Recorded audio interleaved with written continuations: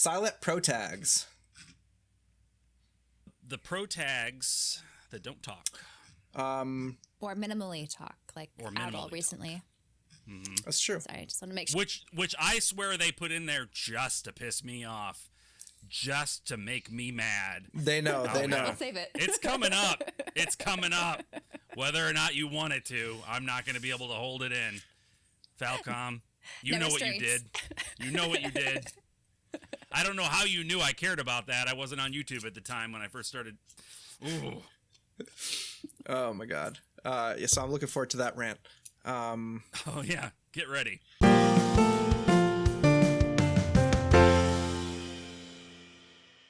Welcome to the JRPG Pursuit, a podcast about all things JRPGs, from the games that we play to the games that we collect and everything in between. I'd like to welcome everyone to the show.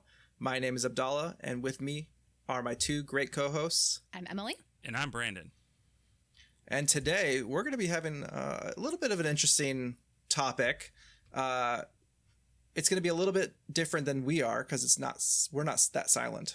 But I think we're going to talk about. We talk a little bit too much. You might argue that it's a little excessive, even. Yeah. I know. I mean, based on some of the episodes we've done, very obsessive. So we're going to talk about silent protagonists today. Kind of like the history of the silent protagonists and where we've seen it evolve over time and where we kind of will see it, what we think will happen in the future, based off of where things are trending with some of the publishers out there. Mm-hmm. But before we get into that, let's kind of go into, what's going on in the world between the three of us. What have you got? I don't know who wants to start. I don't know. I think Emily's got something fun right down there. Show us, Emily. I do. After not showing something last time, I did pick up a figure. And that is this Kotobukiya The Witcher 3 series. And she is glorious. And they have these like anime, it's a Bishojo figure. Bishojo, yeah. Bishojo. And so they have this line of just a lot of usually Western characters that they kind of animeified into a figure. Nice. And I really like what they did with Ciri, actually. I think she looks great, and definitely have her up on my shelf now. And yeah. I'm thinking of getting her companion. I'm still debating.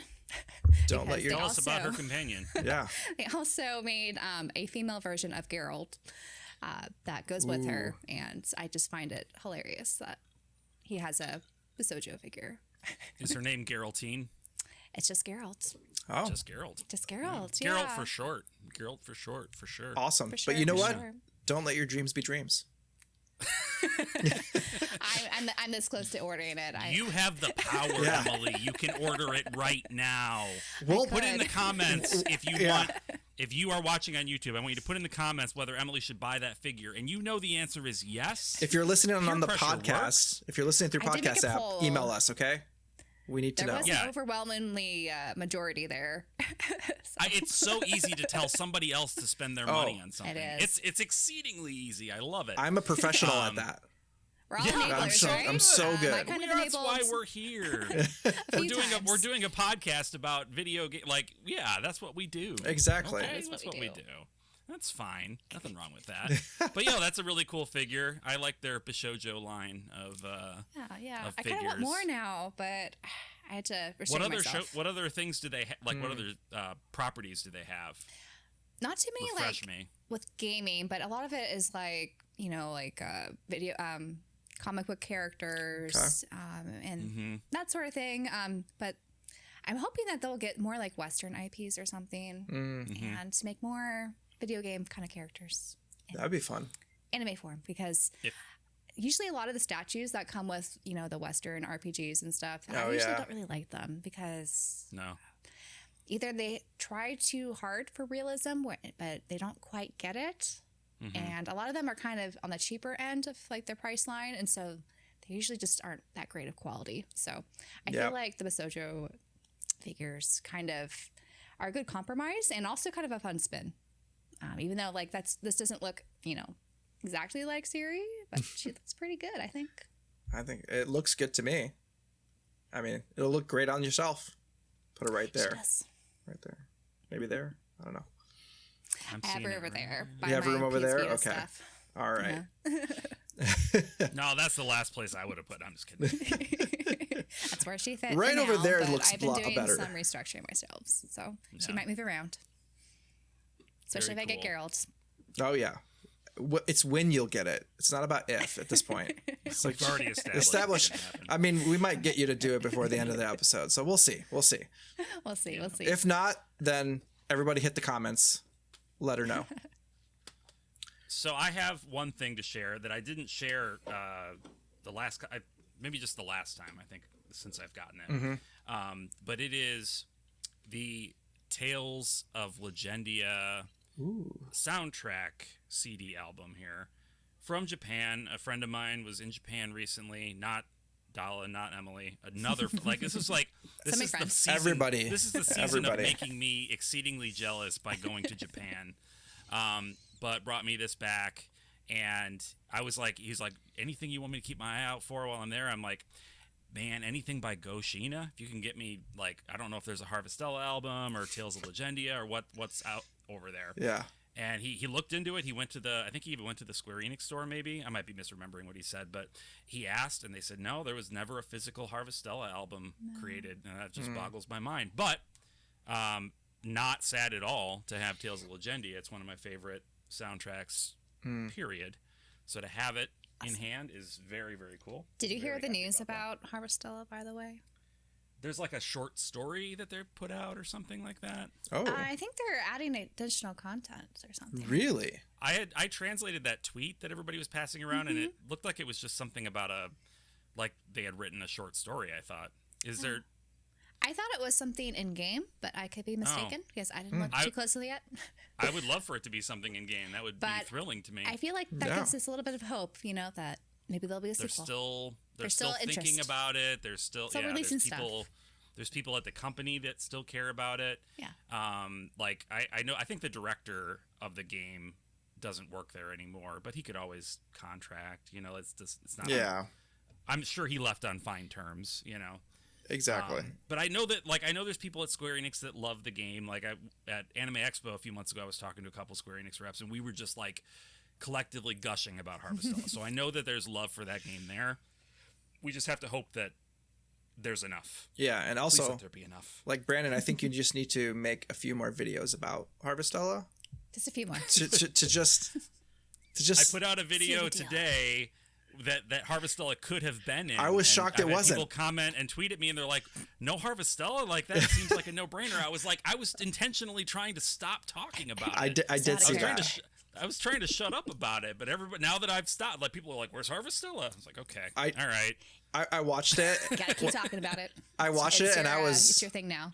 I was shocked it wasn't in that. And you jammed on that dislike button. You're like, "Where the heck is Harvestella?" No, I went straight to the comments. I went straight to the comments because I knew somebody was gonna mention it, and lo and behold, they were there. They were there, of course. Anyways, speaking of pressuring people to buy things or working on that stuff, enabling the collecting / hoardingness of this all.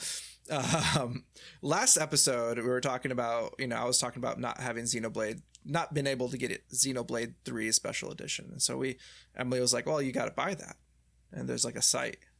And so I went on that site directly after the episode ended while we were still chatting and picked up the Japanese version of the Xenoblade 3 collector's edition, which that art is gorgeous. So beautiful. I love that.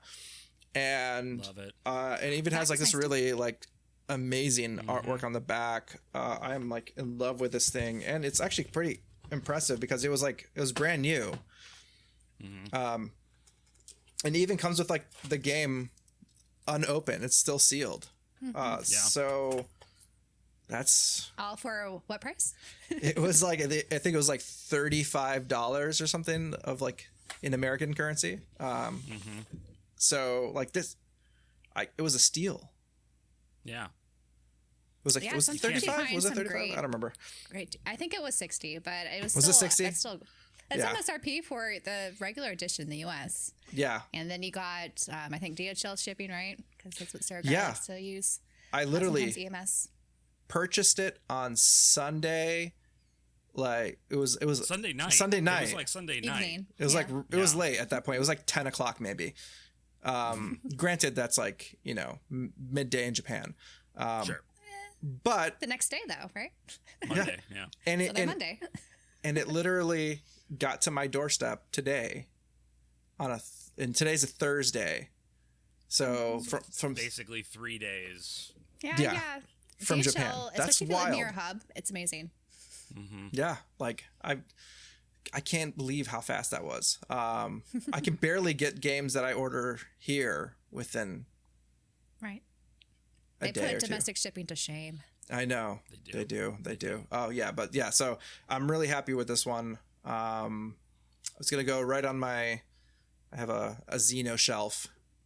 So a little shrine for my Xeno stuff. So I'm excited to put it right there on the shelf. Anyways, I'm glad you were able to snap it up for a great price. And I know everything was intact.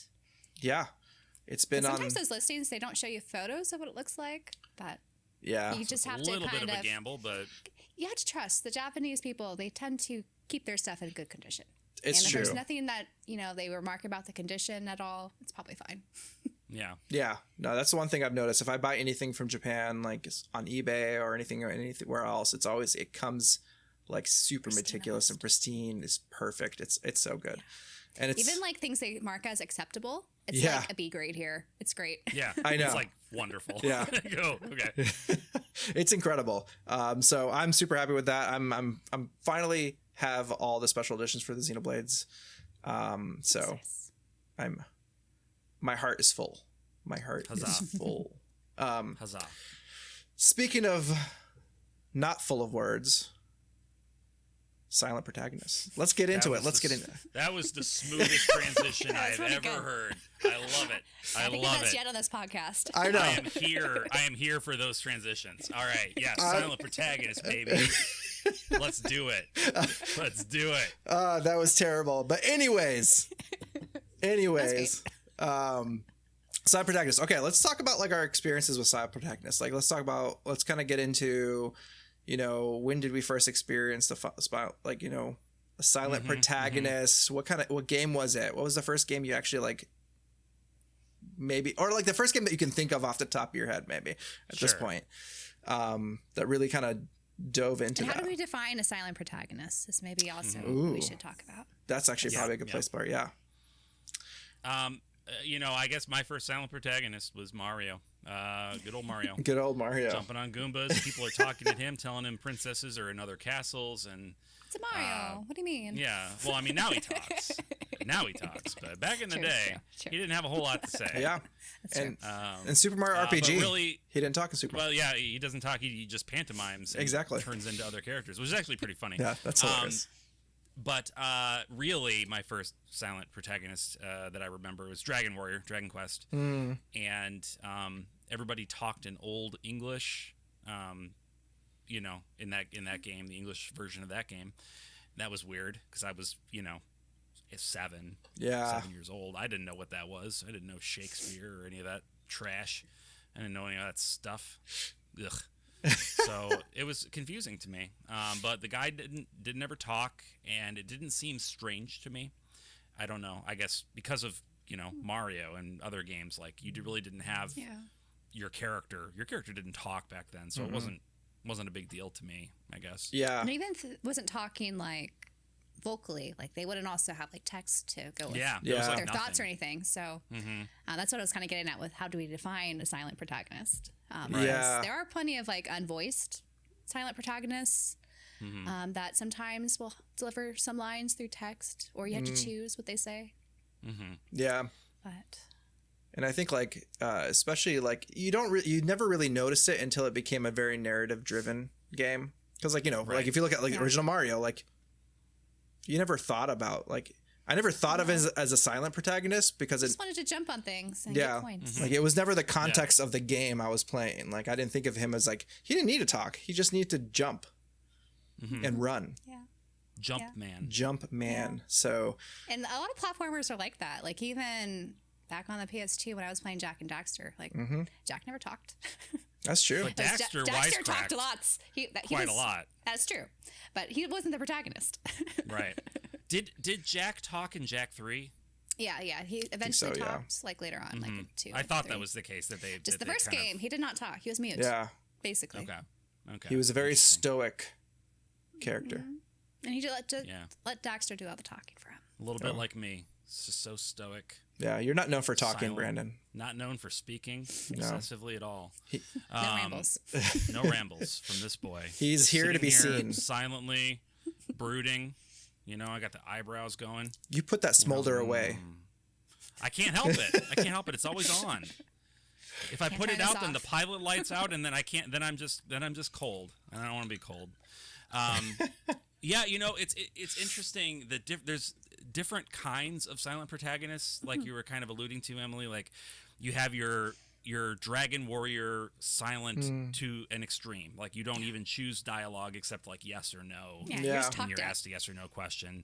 Yeah, you are just there to, I guess, make the story go, kind of like you just move a character and just you move the thing around and talk to people and they feed you information. And that's not much of a thing anymore, right? There's that kind of protagonist was a thing of the 8-bit era, maybe some 16-bit a little bit, but not really anymore. But now we have a lot more of the voiceless protagonist, which I think is maybe distinct from the silent protagonist, at least in this modern era. Yeah, like for sure. Though there are some voiceless protagonists, like they have a couple lines, but they don't. It's very seldom, like comparison to the rest of their party or whoever they're interacting with. Mm-hmm. Or they talk in combat, but not in the story sequences when it matters. This is okay. All right. I don't want. This is not. Here we go. I promise. This is not going to be an episode of just rants from me. But there's going to be some rants, and I just want to put that out right up front. He has feelings. Okay. He has feelings. Why is it okay? Okay, so the character doesn't talk because he's supposed to embody the player, right? He's the persona of the player, and we don't want to make him talk and give him a personality. We don't break that illusion that we can't break you, the player, illusion. are them. But then they're saying all this dumb crap in battle. I wouldn't say that. I didn't choose that. And you're making him say all this dumb crap. You've ruined my illusion. Japanese developers, you've ruined my illusion. I didn't picture him saying that, and you made him say it. Anyway, my point is that like the battles are the part where it matters the least. Like, why have him be silent there? So when we actively turn the volume down on. You mean me, right? Just turn it. Get Branden's volume slider and just go down. We'll just edit Branden out slowly. That's why we multi-track record, so that you can just end it. Cut him off. Cut his mic. He's done. But you know what like it's silly that there's this line drawn between combat and story's where the voice matters. I don't know. What do you think? Like for me, like I don't know. I've always thought of it. So like first time I really kind of noticed on a silent protagonist, like I guess wholeheartedly, was probably in Chrono Trigger, honestly, because like that was the first time where you have a bunch of characters who have very distinct personalities, and they're all very like fun personalities, and they're all interacting in a certain way. But then you had like Chrono, who was very like, you know, he did all his gestures and the weird things that he would do. Like, like it was all just like kind of like that kind of. It's kind of like they made him kind of like it was like Super Mario from Super Mario RPG, but like as Chrono, and so like it was the first time that you kind of like. I don't know. I'm pretty sure that was probably my first time really like it being impactful. Noticing it truly in the context of like, oh, like this is a style and a thing, kind of like between that and probably Super Mario. I don't remember which one came out first. Chrono Trigger came out slightly before, I think. Yeah. I think Mario RPG was maybe 96, or maybe it was 95. But regardless, it was around that time. And that's all. I'm comfortable hypothesizing that was all Yuji Horii. Like that, I don't think Hironobu Sakaguchi would have made Chrono silent if it was just up to him. No, I'm pretty sure he likes to tell a story. That was like, let's make him silent because of vague reasons that don't actually make sense, but we feel strongly about. You know. So, That's right. Shots fired at Yuji Horii. This episode's going places. So, Yuji Horii, if you want to join the podcast and speak your mind against Branden, you let us know. Well, and that we should circle back to Yuji Horii because there's actually some interesting, not news, but like a conversation that he had with someone in an interview recently where he talked about the silent protagonist, and he had some interesting things to say. And maybe we'll talk about that when we get to the future of silent protagonists part of this talk. But I don't know, Emily, what do you think? Like, what are your thoughts on that sort of silent protagonist? I'm trying to recall what my first silent protagonist game was, because I don't really recall Pokemon Silver having much dialogue. But it is a silent protagonist, though. It was a silent protagonist in that regard, because, yeah, I think everyone was talking at you. Yeah. And then, but I kind of mostly, like, I think as a kid, that didn't really bother me so much because I guess, even though, like, that was before, you know, they made it, you could choose between a boy or a girl, whatever to play. Like, I felt like I was a Pokemon trainer, so it was kind of cool when I was, like, 8 doing that. But yeah. I think I really noticed it when I started playing MMOs, where you would have a character and they don't really talk. You just go out and about. Like RuneScape had that. I don't remember any dialogue my character had in RuneScape. WoW was like that too, to an extent, at least when I was playing, like in the early levels and stuff. Yeah. So yeah, it's kind of interesting how I think a lot of people like to equate the silent protagonists as a Japanese kind of thing, because the whole you embody some sort of teenager because that was their golden years, and so they don't want to break that immersion. That's why you see that in a lot of like Persona games and things like that. But honestly, I think the Western side did it a lot too. I think you're right. Like the JRPGs were, of course, like largely inspired by Western RPG, like wizardry, Ultima over there, like, Ultima. Yeah. And I'm fairly certain that those protagonists were silent. Yeah. Let me know. They were. I didn't play them, so I can't say. Send me an email if I'm wrong. Because they didn't really have story. Sure they weren't story heavy. Yeah. Right? No. They were more dungeon crawler type, like RPGs in the sense of like, you know, you're just exploring and leveling, and characters will just develop like that. So that's kind of what these developers were inspired by. And even if they weren't, right, we're talking about games that were on like 10 kilobytes, you know, like they were just like so tiny. And every letter you type it, like every sentence you make a character say is eating away at that storage space. Yeah, that's so true. You know, if you could get away with having the character that's present all the time never say a word, you're doing pretty good. You know? Yeah, I think that was just limitations of technology back then, and they embraced it. And it's just kind of odd how usually when we talk about silent protagonists, it's just so focused on JRPGs in Japan. Right. I feel like they embraced it as a game development sort of trope, but then they sort of developed. And I'm putting words in the mouths of all these Japanese developers, so I get that that's maybe I shouldn't do that. But I feel like they just kind of developed this lore around it, where they justified it by saying, well, we're letting the player embody the character, and that's why we do it. Yeah. And it's like, I don't know that was why they did it at the time. They had no other choice. Yeah. And they kind of developed this lore around it to continue, which to me feels like a really convenient way to not have to write a ton of dialogue. Well, some do. Yeah. Some do like it. And that's fine. So like what you like. Go nuts. Like go what nuts. You like, but but yeah, I think when more technology was introduced, though, like we would see, at least on the Western side, more narrative focus where your character really was its own unique character. Like I was talking about The Witcher 3. So Geralt was, I thought, a great protagonist. It had lots of personality and just so much character. And I do kind of wish JRPGs nowadays had that more focus with how they write their characters, especially the main protagonists. Yeah.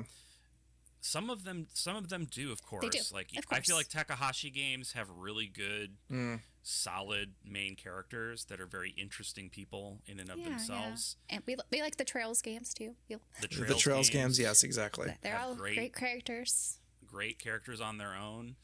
And some of it is this this weird the idea that it like, oh, the player will feel connected to the protagonist if they don't talk. They'll feel like they're embodying the character.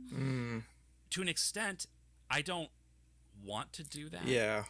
Really? It's just like with books with me. Like, I don't like reading fiction where I'm supposed to pretend I'm this person. Yeah. I'm the second person or whatever. Like, yeah, I like a bird's eye view. I guess this is more of like a, what do you call it?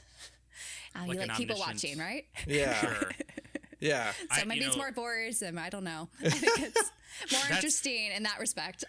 That's good, having the bird's eye view, or even the first person perspective, where you are the character and you hear their thoughts, and you are like, you're in the body, and like they're thinking their discussions. They're actually, they have thought, and they're part of the story, and they have a dialogue that goes through it, and they have like their own ambitions and or motives. Like, it's like, I'm right there with you, Emily. The psychology of it's so interesting, right? Because I feel like, at least what I really value when I read fiction is I really like an interesting character that has a lot of different thoughts, motivations, perspectives that maybe I don't have myself, but it kind of helps widen my horizon of how other people think. And makes me a more thoughtful person, I think, at the end of the day. So I think games as a medium could do more of that with their protagonists if they get away from the silent protagonist, trope. Yeah. Personally. Exactly. And if you look at like the story, like you look at like this, the one writing the story knows how people will interact and be culturally and like mannerisms within a story. If you start to probably put yourself into that character, it's going to feel a little bit disjointed. For me personally, like I don't know how to put myself in certain like scenarios where like I'm just like I'm not a teenager. I'm not going to go to school and yeah, it's just not believable. Yeah, like it's just not going to be believable for me. Maybe if I was like 15, 16 years old, maybe that's a different story. But like, I feel like I just want a story that's contained. You can get into it. It doesn't matter what stage of your life you're in. You can still enjoy it because it is a story that's like about people, like about these characters going through, these issues or things that are happening, and you're not forced to like, put yourself into that. Yeah. Like you could do a little bit of that. Yeah. But you don't have to be fully committed to like, I'm this person now. To me, it's the difference between a story, and think of it as a book or a movie, if it helps. Like, it's the difference between a story having a main character and having an avatar, or I don't know how to. There's not really an analog, right, for other media, for a book or a movie. That if a video game has a silent protagonist where you're not even choosing dialogue options, you're just there to guide the story, like a Chrono Trigger or fill in the blank, any number of JRPGs, then your story doesn't have a main character, and that's weird to me. It's a main character, a protagonist is such an important part of a story that just cutting that out entirely, it's never going to feel right to me. Yeah. I'm going to play the devil's advocate a bit, though, because I good, feel because somebody's got it, because I feel like we're all agreeing we on are this. A little bit, but I do feel like the unique thing with video games is we do have that capability of having, say, the avatar role that other mediums don't, because you really can't support a 2-hour movie and have a really interesting, plot line or whatever if you have, something like an avatar embodied there. Whereas in a game, it's more of a longer experience and you have more time to kind of, acclimate as that character, and you actually get to move them around and manipulate them in some way. So I could see where the argument of you should have, maybe some games could fill that role of the silent protagonist to, we don't want that totally erased. I think that's really important, especially as games get more immersive. I don't know what the future, like I don't know if virtual reality becomes the future of gaming, where you are We're living in isekai. Like, you are in Sword Art Online, which I think the day that we're recording this die in the game Online Day. This is the day that everybody got out of Sword Art Online. So really? Happy SAO Day. Yeah. I didn't know that was November 7th, 2024 was when they all got free. Oh, interesting. But anyway, forgot. If something like that is the future, then having games where you can fully embody the protagonist is going to be even more important, because you're going to want to feel like you are the person. The game becomes I am this person. Yeah, it's a way to interact with people. Mm-hmm. I'm becoming this person. Yeah. And you're right that, like, you know, movies and books and TV shows wouldn't work with that, and games are unique in that they can. Yeah. I guess, like, for me, it's just it's not that I don't think that those experiences should exist, just that they're not for me. You know, they're like, you know, I'm here for the story, and if you remove that main character from a story, you've done a huge disservice, in my view, to the story. So it's like, I'm less interested in, you know, in that. Not that again, Chrono Trigger is my favorite game. So it's not that it's always going to completely ruin the experience for me, and I'm just going to be a diva about it. But, like, my preference is always going to be. You kind of just wish they went the extra mile. I kind of wish they did. Chrono does talk in that one ending of the game. That one ending of the game. It's true. Which is just like a joke. Yeah. Like a joke ending. Well, it's like what they did with Abdallah recently, right? Yeah. Oh my god. Oh. So let's hear this. Oh no. Oh no. So she triggered. You just triggered poked the bear. Triggered him. Just poked the bear. I did. So yeah. So Falcom did this in East 10 just to piss me off. I'm just gonna be right up front with it. They knew what they were doing. Oh boy. Okay, so I have said since East 8, I was like, you know what? It's great. Adal used to be this silent protagonist. He was boring. He was just there. And it's like all these women are falling in love with him. I'm like, why? He's just there. He's just like a blank slate. It's the red hair. It's the red hair. Sure. But, like, they're all, I don't know. It never made sense to me. And his relationships never made sense, because it's like, what are you getting from this guy, you know? But in East 8 and East 9, they involve Adal a lot more into the conversations that are happening. Like, you choose a lot of dialogue options in those games. Mm-hmm. And I was like, great. Like, this is a good step in the right direction.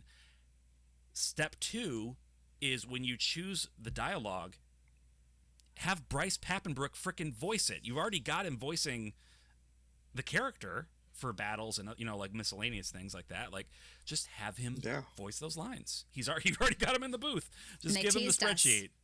And in East 10, the first conversation of the game, you have a conversation between Adal and Dogi says something, and Adal responds, and you choose your dialogue, and Adal voices whatever you say. And I was like, yes, this is it. This is everything I wanted. Thank you, Falcom. You came through for me. I will scream to the heavens for the rest of time that you are the best creators in the world. And then it never happens again. He never does that again. So I was like, why would you? They teased you.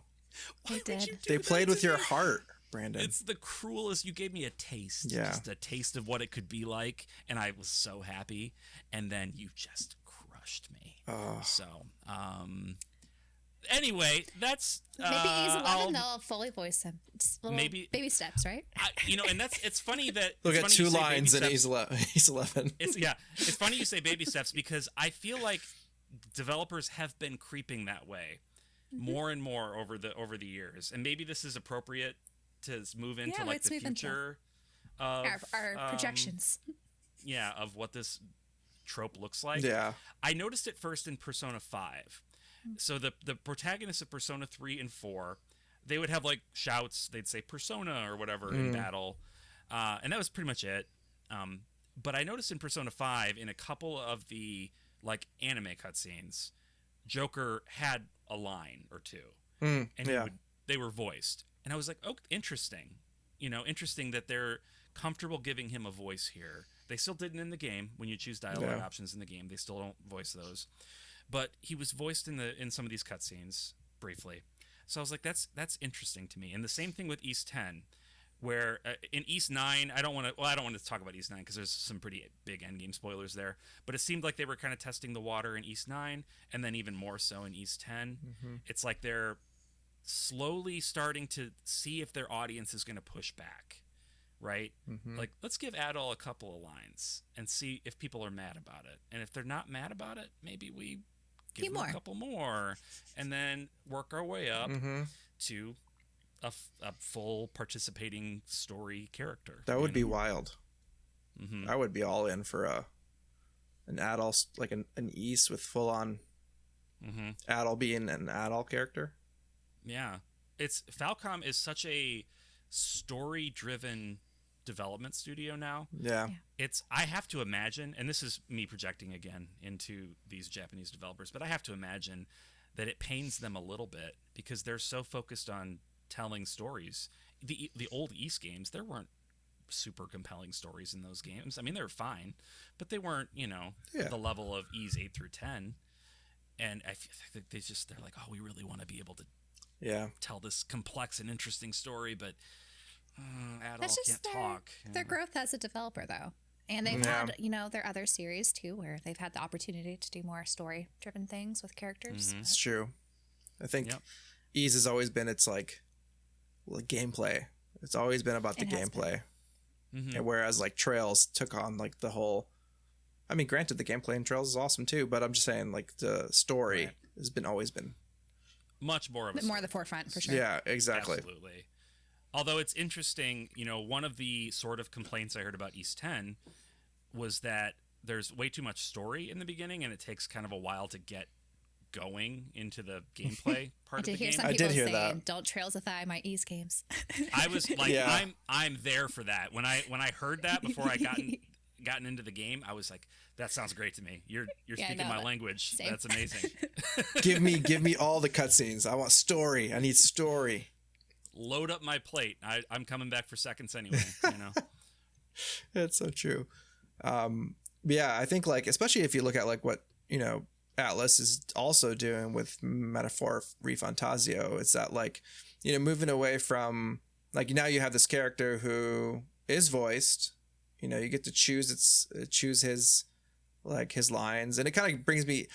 It's getting closer to how I think about Western RPGs, where you have things like Baldur's Gate 3, where you have a character and it's it's voice, but it's also it's choose your own adventure almost. Your avatar. Yeah. It's part of the story, right? You get the story, but you also get to give it your own little flair based off of how you want to reply to people and things like that. So I think that's how I've always gravitated towards if I wanted to become a character, I'd want to have it see how the reactions would play based off of your choices, your dialogue choices and things like that. Full autonomy with we want to see the wild things that happen with your choices. And the wild things, Baldur's Gate. Yeah. You mentioned that it's the Japanese developers are kind of moving in that direction, but actually I think the Western developers are too. Mm-hmm. If you look at Fallout 3 and New Vegas, you have the silent protagonist that you choose dialogue. That's true. It's not voiced or whatever. Starting in Fallout 4, you choose dialogue just like you would before, but it's fully voiced. Your character is an active participant in the story instead of just being the avatar. And I know it's I think it bothered some people, but I get the sense that it was either appreciated or people didn't care. So it's probably the minority that was mad about it. And so they're kind of, starting to shift that direction too. And it's because games become more of a big, medium, and being so influenced by other medias like movies and TV shows and whatnot. I feel like there's going to be this expectation that everything's going to be voiced at some point. And it's just the budget of these games too. But yes. Yeah. The budget of these games have gotten, because in the past, to be able to voice the amount of dialogue options that are in these Western RPGs are that would just be crazy. But nowadays, the budgets of as you get to Fallout 4 and Bethesda being such a bigger and more just they gross so much money on a yearly basis that they can just they have that budget to add bring in people to voice these characters and things like that. So which is all in our favor. I'm all for that. Well, Bethesda saves money by just not fixing bugs and just putting the game out. They're able to afford those voice actors because QA is hey guys, here are 1 million bugs, and Todd is don't. It's fine. It's all right. Let things slide for now. It is what it is. I'm excited to see what fun stuff we'll see in the whatever Skyrim. Elder Scrolls 6. Whenever in a decade when that comes out. Unrelated, but does anybody else feel like that was announced way too early? Wasn't that 4 years ago? They were Elder Scrolls 6 is coming. Maybe Only more. 4? I don't know. I think it's and 4. I think it's more than 4. It was pre-pandemic, so It was 4. So like that game is not coming out for like at least another. And yeah, that's just shooting themselves in the foot because and everybody was blown away. The they were blown away. They're like, Elder Scrolls 6, you're making that? I can't believe it. That's so exciting. I'm shocked. I never would have guessed that you're going to make that game. That's so cool. That's so cool. I'll see how it does. If it does happen. If it ever gets there. If it ever gets there. I'm sure it'll be fine. I'm sure everyone will love it. Everyone will enjoy it a little bit more than Starfield. Mm-hmm. I've fallen into my fair share of Bethesda games as a JRPG guy. Like, oh yeah, they're dangerous to me. I get sucked in. Oh yeah. So you know, I've spent many of dozens and dozens of hours in Skyrim. Did I ever tell you guys a story about my Fallout 3 corrupt save? No. This is a tangent to the topic, but I was playing Fallout 3 obsessively. I was every day I was getting home from work, or I might have even been in school at the time. I don't remember. I was still living in college housing if I was in school. It doesn't matter. And I would get home and I would just play that game for hours and hours and hours. And I wasn't progressing the story. I don't think I saw half of the main story. I was just going around and doing everything and exploring and whatever. And one day I got home and turned the game on and it was like, error. Your save file has been corrupted. No. And I kind of sat there for a minute and I put the controller down and I may have even said this audibly. Thank God. Like I'm That's free. what broke you away. Yes, I'm like, I can stop playing this now. I have to stop. You're not chained to your this. controller. It's like, what is that? What was happening in my mind that I was that relieved to not have to play this game? I love the game, but yeah, but if you're in that state where you can't tear yourself away from it, can't break away. The powers that be to corrupt your game. I'm pretty sure I was married at the time. I don't know what my wife thought of it. You know, I don't know if she remembers. She may not remember. It's been like 18 No, she'll years, remember. She'll like, oh no, I remember that. She'll be like, no, yeah, I was starting to pack. I was starting to get ready to go. I had the papers ready. I just had them. I was about to sign, and then I heard you say that she corrupted the file. That was her. You know, and that's kind of romantic, actually. It's true. You know. Last ditch effort to save the marriage. Save the marriage. Just delete the save file. Let that be a lesson to you all. Take that. If you take nothing else away from this episode, manipulate your partner by deleting their save files in their games. We are not. We are not. I think communication is. We all endorse the first stop. We all endorse this idea. Emily knows that she endorses this idea too. Much like our. Anyways, I disagree. Much like our last episode, we are not. We're not couples therapists. We're not. Yeah, we're not. We're not registered. We're not certified therapists. So we're not financial advisors, and we are not. We're not working for BetterHelp. They're not even sponsoring this episode. So. Not yet, though. So let us know. Let us know. So yeah. Anyway, that was a tangent and a half, but silent protags. Yeah. No, I'm excited to see where things going. I like honestly, like the way Metaphor Refantasio is going. I'm looking forward to the next Persona game, and I'm hoping that it's more along the same lines of this. I hope they don't take a step backwards and go full. I have a feeling because this did well. Yeah, we'll see. Kind of. Yeah, because they're probably They're probably in development right now. So like whether they've already. Right. Yeah. So I don't know if they'll. Hopefully they. They might be towards the end, but they can always do last minute changes if necessary. It's true. It's true. Hopefully. If they're just having someone voice the lines that they've already written, you know, it's just a matter of getting somebody in a booth for a week. Yeah. I feel like Atlas, though, they have the budget for voice acting under Sega. So 100%. They're okay. And then they have Microsoft funding them, too. So. Right. Yeah. I think they'll be voiced at least. I know that there's a lot of tradition, and Japan in particular is very, you know, I don't know if they bound by tradition or feel bound by tradition. But, you know, I thought it was interesting. We kind of alluded to earlier the Yuji Horii thing. He said not too long ago that, and this is like the biggest no duh like sorry for all the Yuji Horii disrespect on this podcast coming from me today, but when I read this quote from him, I was like, no, duh, Yuji, come on, man. It's like, it's strange when a protagonist is silent and all the other characters are voiced and speaking, it kind of makes him seem dumb. Kind of makes the protagonist seem dumb because they're just not responding. I'm like, yeah, that's right. Nod and smile. Good point, Yuji. Let's see what we can do about that. Could we maybe give them some lines? Yeah, that really makes me think of like Dragon Quest XI, and I love that game a lot. But like, but it always felt like that's because of how great the other characters. Exactly, were, the other characters were great. The other characters were incredible. The hero was a vehicle. And one that could have been, I think, a little bit more immersive in a way where, to the story at least. Yeah. They could have done more, yeah. Like, it was just... They could have given him a haircut, too. I know. I don't mind the haircut. Long hair's okay. Really? No, it's not long hair. It was very no Jonathan Taylor Thomas. It was that haircut. It was that haircut. You could make his hair 3 times as long. I'd be fine. It was that haircut. I was like, I got you. Really? That's what you're going with? Hey, okay. they're... But anyway...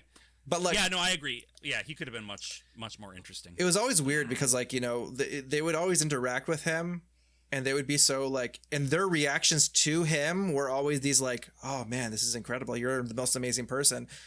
But then like, you're just like, as that person, you're just like, that's just weird being like watching it on the outside. Their interaction is always just like, it's a very awkward interaction when they're just, when their response to whatever he does is like, wow, that's like you're an incredible hero. And they have so much like personality and over the top, kind of reactions. He's just kind of there, stone face. Yeah. So like you expect his reaction needs to be like almost on their level for it to like be believable. Human interaction, right? You feed off each other's energies. You don't have this blank wall you talk to all the time. Yeah. Like it happens, but exactly not that frequently.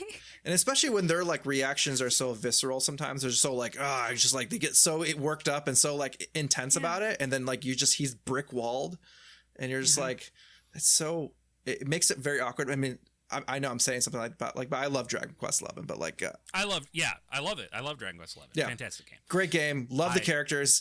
If it would have been just it would have elevated the game so much more if the character had more dialogue. So if they Dragon Quest is a game, I don't think we'll get rid of the silent protagonist. No. Maybe not. They are. It's their foundation. I'm pretty sure. They are married to their tradition. They still use the same sound effects. They do. They don't have to change it because of the success in Japan. Yeah. Well, yeah, and it's like a comfort food over there, right? They play those games and they hear those sounds. And they hear those music tracks, and they're like, those tracks do soothe you, though. They are very good. Nostalgic. I mean, the music's good. I love it. The music is very good. Yeah. One thing I've wondered, another tangent. The English localization for the Dragon Quest series is very like whimsical. Like you get wakey powder to wake people up. It's called wakey powder. Yeah. And everything's got this charming British accent, and like, is it quirky in Japan is what I want to know. Is it like whimsical and quirky there? It must be. I imagine. I don't know. I imagine there's like, it is the Japanese version of whimsical. You think so? Because like the same, like, I mean, you look at like the creature designs, Akira Toriyama's stuff. It's hard to take that like as a super serious evil monster. It's like everything looks like it's got way too much personality to just be cute and charming, evil. like all of it. I'm pretty sure. Yeah. I need to. I know. I never looked at the Japanese versions, but I'm curious. I was thinking about that recently.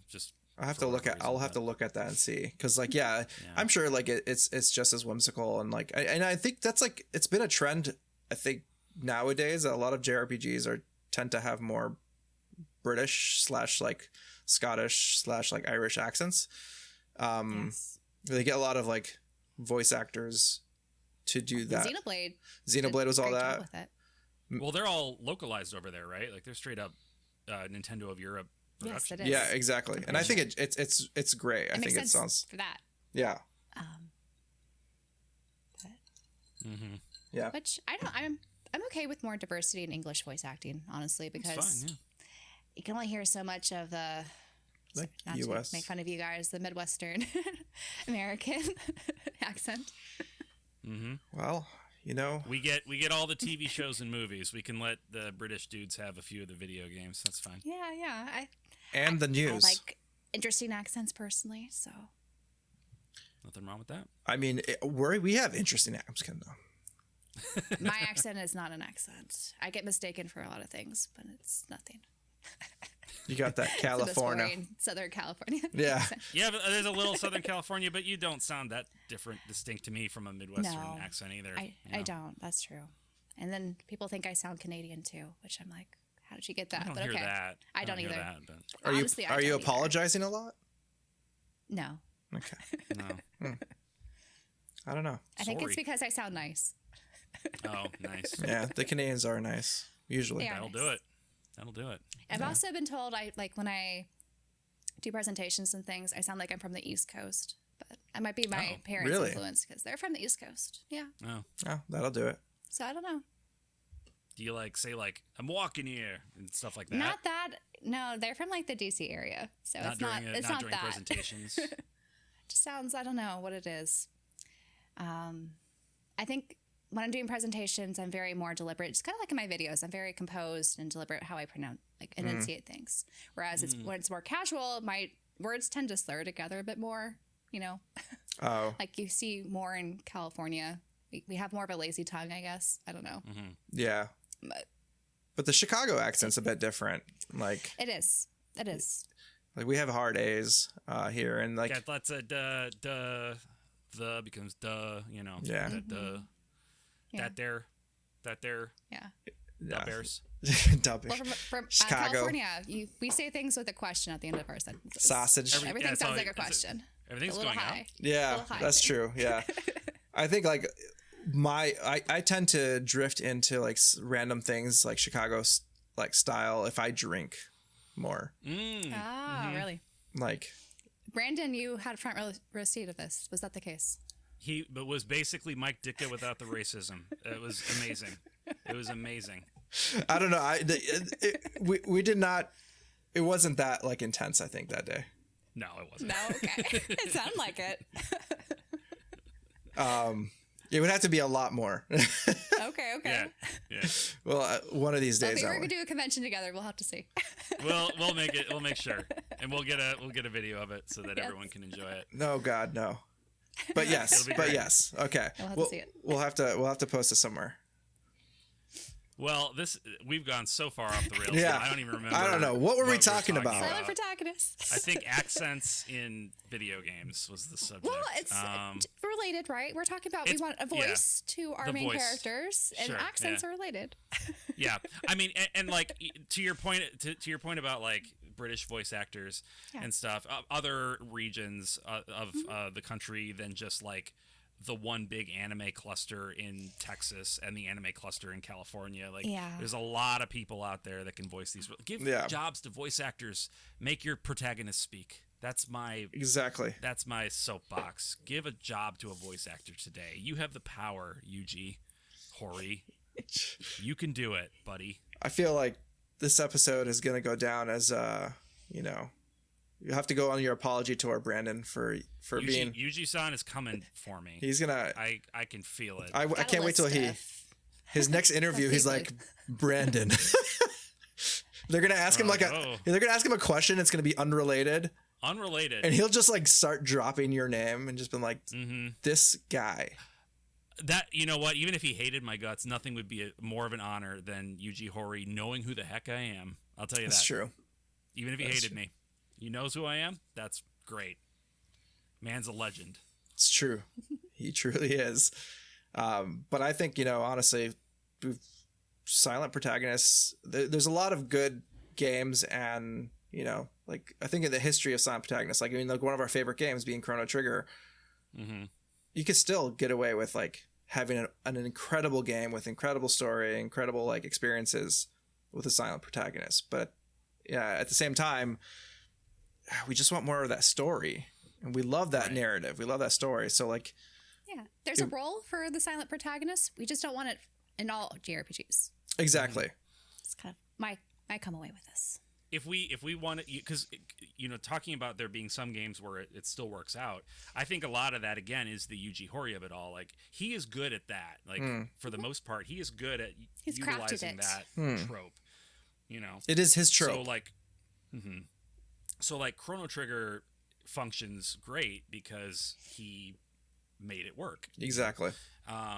Dragon Quest generally works great as a game. Still tells a compelling story. People rave about Dragon Quest 11 in particular. Why don't we make Dragon Quest the series that has a silent protagonist, and then everyone's happy. Yeah. They can just have it. It's all that. It's all okay theirs. Yeah.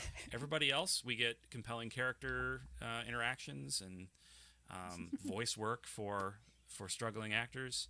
I think everybody wins in this scenario. I agree, because like if you look at it, like the stories of like the Dragon Quest stories are usually kind of like you said, whimsical. They're fun. It's not always heavy on like very complex narratives, where you have like Atlas games that are very complex and what they're trying to tell. Like it just makes sense for games that are heavily statements. Exactly, like games that have that heavy narrative or like very much focus deeply on the narrative itself to drive the game forward. It's like those are the games that kind of like are held back a little bit by that silent protagonist. That's a really interesting point. I hadn't thought about it that way before, but when a game is more just like, we're going to go on an epic adventure and have fun, and like it almost doesn't matter as much, but for a game that like exactly. But for a game that has like complex morality, like a Persona or something, having the main focus of the story be a person who doesn't interact with the situation is so you lose the realism weird. too. Yeah, because like that killed me, especially like I say Persona 5, like in that whole sequence in the beginning when you're getting when the main character gets in trouble and has to move away and everything, that whole sequence of like how he interacts and deals with like what has happened to him, like as a silent protagonist you can't really get it. You're gauging it. People all just feel kind of like narrate what he's supposed to be feeling, but like you don't know exactly how he's feeling through that, or like you can't can't gauge it because it's such a complex like situation where like he's trying to protect the woman and then gets in trouble and all these things, and it's like it's a very heated moment where you kind of want to know like how is he reacting to like now having to move away and having to live somewhere else and having to do all these things. Thinking? Yeah, like what is his like thought process? Because like everyone has a thought process towards him. Like they're all thinking about him as like, oh, like you shouldn't have done that, or like this. But like, what is he actually like? Does he regret? Does he like? Is he? Yeah. What's the inner turmoil that's going on in him? Yeah, like exactly. Like I wanna know. Yeah. And that just opens you up to, I think, human psychology. Like, we like to play these games as an escapist route, but also to, learn about new things and new experiences, new perspectives. And I feel like the silent protagonist doesn't always offer as much of that as I would like. Exactly. Agreed. Yeah. Agreed. Well, I don't know that we could end on a more profound thought than that. So maybe... maybe we end it there and turn the question to the audience. What do you think about the silent protagonist trope? Do you love it? Do you hate it? Are you indifferent to it? What was your first experience with it? What has shaped you? As far as that all goes. And what do you want to see? Leave us a comment down below on YouTube or send us an email at jrpgpursuit@gmail.com. Yep. And let us know. We would love to hear from you. We should mention, because I know we talked about it a couple episodes ago, the subscriptions. We've achieved the tiers that we need to achieve in order to have... They're called subscriptions on YouTube. Yeah, right? Yeah. Is that what they're called? YouTube memberships or subscriptions. And then on like Spotify subscriptions, I think is what it's called. So we've reached that tier. We're working. It's going to be a little bit yet. We're still working on getting all the get up and running. Yeah, I's dotted, T's crossed, those important linguistical things that need to happen. And so we're working on it, but just keep in mind that very soon we will offer that membership/subscription. I think, is the plan to do tiers, or are we looking at just like what were we thinking? Somebody who understands this better. Considering 2 different tiers. Yeah, 2 tiers. So I know like everyone talked about wanting a Discord server to like we can all chat and like keep up with things. The Discord request, yeah. So like having like the base tier just be like a Discord tier maybe, so that way we can keep the conversation, and it also kind of helps us like, you know, moderate a bit their environment and stuff. Exactly. Since we don't have any make a nice kind of, you know, environment. Exactly. So like we're just trying to keep it friendly, keep it close knit, and keep like just fun interactions and discussions. Yeah, and that'll be the low tier, by the way. Like, yeah. It's like super low. Much for that. Like, it's just low entry. Yeah. And then the other tier we were thinking of was provide more content. We kind of alluded to maybe sharing some extra videos of just kind of uncensored talk that we usually have after we film these podcasts. So we'll offer that exactly. After show, and then probably some like bonus random things if we ever, you know, come up with that stuff. Whatever, comes up. Yeah. Yeah, the after show is, I would say, very consistent. Core. Exactly. That always happens. We always talk after we film. But the other like random stuff will just be like nice little bonuses here and there. That will be available, but for sure the after show would be a regular thing for that higher tier. So we will provide more information on that as soon as possible. I don't think it'll take us too much longer to get through it all. No. So we should be ready to go here pretty soon. Maybe even by next episode. We'll see. Yeah. We'll see. So anyway, where are we on the internet, Dalla? Yeah. You can find me on Twitter and Bluesky at Dalla998 right now. Possibly other places later. At this moment. Go find him. Might be somewhere else later, but for now. You never know. There might be some more things coming your way. And Emily? You can find me at Orbalology. I'm on YouTube and other social media platforms. And I am at Just the Gems on YouTube and Bluesky, and _, Just the Gems on Instagram and the X Twitter. So come hang out. Twitter. X, it was formerly Twitter, so it's X Twitter. And we would love to connect with you there or in the comments. And you guys are all fantastic. Thanks for being cool. Yeah. And hanging out with us. We appreciate it. Yep. Hope you guys enjoy the rest of your day and evening. Yeah. And don't do anything we wouldn't do, I guess. Which is not much. It's a low bar. It's a low bar. So it's maybe not for Emily, but we're talking. I'd say we bring the average down, though. Yeah. I think we lower the average quite a bit. Anyway, goodbye. Take care, guys. Bye.